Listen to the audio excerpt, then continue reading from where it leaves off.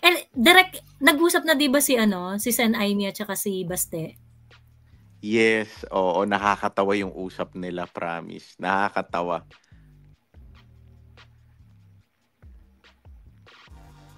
Paano Tsikahan mo naman kami direct.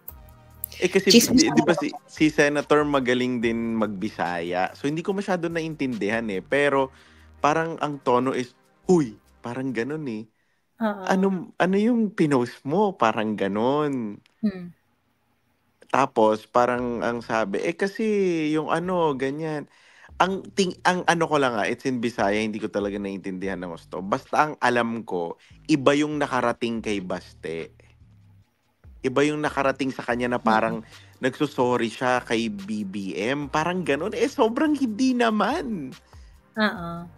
Parang hindi ko na-gets na ganun. So, parang tinanong ni Senator kung saan niya napanood. Hindi naman sumagot dun si Baste. Basta ang parang ano na lang ni Baste was, para hindi tayo magawan ng ganitong issue, wag na tayo magbanggitan, wag na tayo ng pinag-usapan natin. Parang ganun Parang ganun yung usapan nila. Kasi di ba si Senator madaldal talaga. So sabi ko, ayan, sabi ka na madaldal ako. Sabi niya ganun. Hindi, alam mo, si Senator paggising niya, hindi niya daw maintindihan. Hindi niya rin alam sa sarili niya kung nasabi niyang nagsorry ba si Baste kay BBM. Kaya ang gawa niya, tumawag siya, Daryl, meron ba akong video na sinabi kong nagsorry si Baste kay Bongbong? Sabi ko, wala, Senator. Sabi niya gano'n, meron ba akong video sinabi ko na nagsorry siya na pinaparesign niya? Wala. Sabi niya gano'n, ano pala ito? Totoo bang account ni Baste ito? Ganyan yung mga initial reaction niya So, ang sabi ko na lang sa kanya, kung ako sa'yo, tawagan mo. So, ang nangyari nun, parang Viber message niya muna, nag-reply naman agad.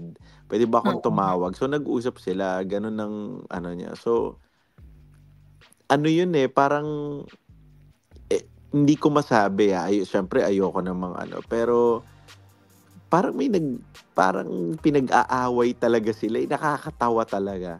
Alam mo, after nung balitang yon, nag-aaway na sila, may bagong version na naman na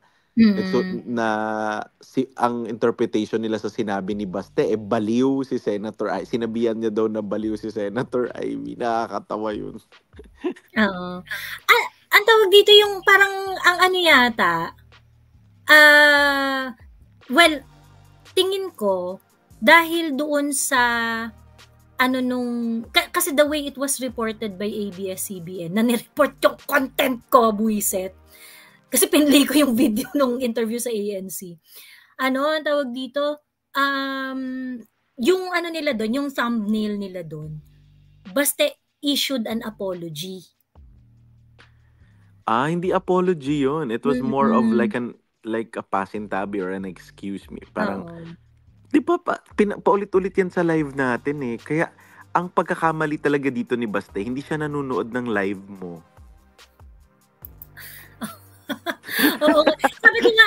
Sabi ko actually, alam namin yung nangyari. Kahit ako, gulat rin ako. Kasi sabi ko, actually, alam namin yung nangyari kasi immediately after nun, di ba nag-guest sa live namin. Immediately after nung rally. Tapos, di ba inusisa nga namin sa'yo, ano yung nangyari? Ganyan. Tapos, I remember, nag-phone call ka pa nga sa akin nun Nag-phone call ka pa sa akin pagkatapos umakyat ka later on, tapos kinuwento mo nga na gano'n, na nagyakapan sila, pagkatapos nag-sorry si Baste kasi masakit nga yung mga sinabi niya. Oo, pero, yun talaga. Parang, sorry, you have to hear that. Ganun di ba? Oo. Nag-sorry si Baste dahil nga masasakit yung mga sinabi niya, pero sinabi din niya na he meant what he said. He meant everything. Alam mo yung parang ganito yan kunyari, nakikipag-break ka dun sa